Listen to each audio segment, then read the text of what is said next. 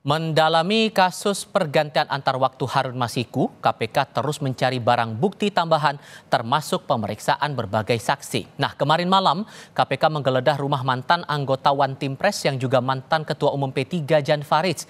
Mendalami penggeledahan ini kita akan diskusikan bersama Zainur Rahman selaku peneliti Pukat UGM. Assalamualaikum Mas Zainur, apa kabar? Waalaikumsalam, selamat sore, kabar baik. Terima kasih sudah bergabung bersama kami. Yang sejauh pandangan atau analisis Anda sampai KPK menggeledah rumah Jan Faridz, ini hendak mencari apa sebetulnya? Ya, ini memang KPK harus transparan kepada publik ya dalam setiap langkah penanganan perkara Harun Masiku maupun Hasto Kristianto.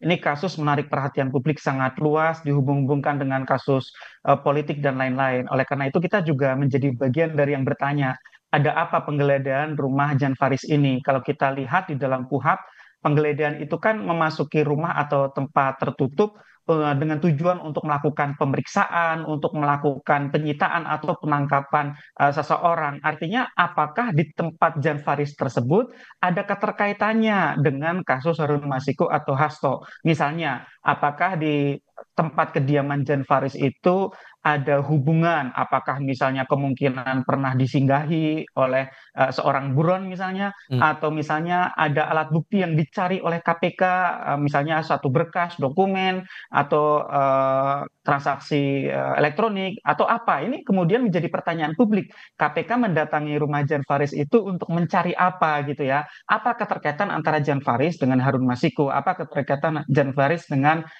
Hasto Kristianto? Nah, ini harus menjadi informasi yang disampaikan kepada publik tanpa harus membuat informasi itu menjadi detail dan mengancam penyidikan. Cukup memberikan informasi apa sih keterkaitan dengan kasus ini. Itu Bang Tifal. Kita coba dengarkan pernyataan dari KPK yang baru ini kami dapatkan juga informasinya mungkin juga terkait dengan penggeledahan di rumah Jan Faridz ini. Kita coba simak dulu. Tadi malam ada kegiatan penggeledahan di rumah saksi atas nama inisial DF. Informasi yang kami dapatkan dari penyidik, ditemukan dan disita dokumen serta barang bukti elektronik. Memiliki informasi, petunjuk maupun berdasarkan keterangan saksi sehingga kegiatan penggeledahan tersebut dilaksanakan oleh penyidik tadi malam. Dijelaskan bahwa disita barang bukti elektronik, tapi sepenangkapan Anda dari penjelasan Tessa Mahardika tadi sudah cukup tidak itu menerangkan bahwa ada keterkaitan Jan Faridz dalam perkara ini? Ya tentu itu masih sangat terbatas ya keterangannya ya. Disita dokumen dan bukti transaksi elektronik. Apakah misalnya terdapat di dalam device, di dalam gawai, di dalam gadget begitu ya. Nah, ini yang menjadi pertanyaan publik, apa sih hubungannya Jan Faridz ini dengan para tersangka? Ada dua tersangka khususnya ya Harun Masiku dan juga Hasto Kristianto. Oleh karena itu menurut kami ini KPK perlu menindaklanjuti setelah dilakukan penggeledahan. Tentu DF ini perlu dipanggil sebagai saksi untuk diperiksa. Dan menurut kami ini sudah semakin jauh begitu ya dari apa yang awalnya di kasus Harun Masiku, kemudian obstruction of justice yang disangkakan kepada Hasto Kristianto. Kalau memang tempat DF ini menjadi tempat yang ada keterkaitannya dengan tindak pidana, diperoleh alat-alat bukti yang terkait dengan tindak pidana, apakah misalnya komunikasi antara misalnya ya seseorang dengan Harun Masiku kah, atau misalnya berkas-berkas yang terkait dengan Harun Masiku kah, atau terkait seperti apa, maka itu semua harus menjadi alat bukti yang bisa memperjelas kasus ini. Sehingga seperti kami sampaikan berkali-kali, kasus ini memang harus dibuka secara tuntas, total, tanpa ada yang ditutup-tutupi. Siapa saja sih yang terlibat dalam perkara ini gitu ya? Karena kan kita tahu Harun Masiku itu bukan siapa-siapa.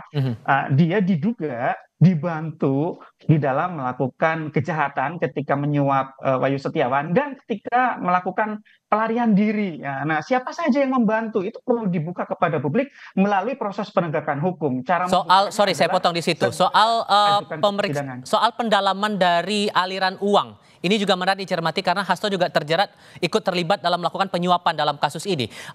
Sudah diperiksa Arief Budiman, mantan komisioner KPU, kemudian ada Maria Lestari juga diperiksa di situ.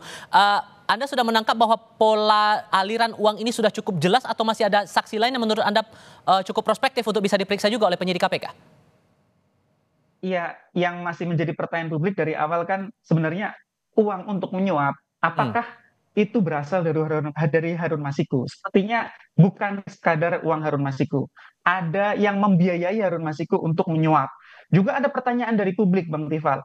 Mengapa sih gitu ya Hasto atau mungkin PDIP sedemikian getolnya untuk menjadikan Harun Masiku ini sebagai anggota DPR. Perolehan suaranya nomor 4. Harusnya untuk menggantikan yang nomor 1 kan harusnya nomor 2. Iya. Itu juga informasi yang harus dijawab oleh KPK. Sehingga ada sedemikian banyak pertanyaan publik yang itu harapannya nanti dapat terjawab secara tuntas ketika perkara ini diajukan di meja hijau. Jangan ada misalnya pertanyaan-pertanyaan publik yang menggantung, ya. Uang suap itu dari siapa? Perintah kepada Harun Masiku dari siapa? Ketika pelarian itu terjadi, siapa saja yang membantu, yang mendirect, yang memberikan perlindungan? Ketika Harun Masiku sedang dalam pelarian, siapa yang membiayai hidupnya? Siapa yang mengamankan diri secara fisik maupun digitalnya? Oke. Menurut kami perlu dibuka secara total. Sekali lagi, Harun Masiku ini menurut informasi yang kita terima, itu bukan dalam posisi berkelebihan. Iya. Dia sangat terbatas termasuk dari sisi finansial sebenarnya. Sehingga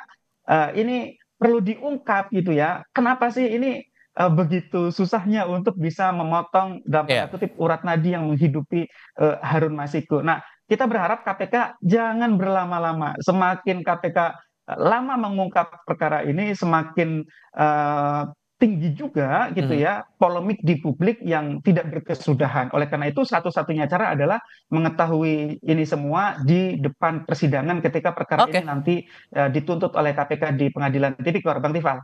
Mas Zainur Rahman mewakili Pukat UGM, terima kasih banyak sudah berbagi pandangan bersama kami. Sehat selalu ya Mas. Assalamualaikum, selamat sore.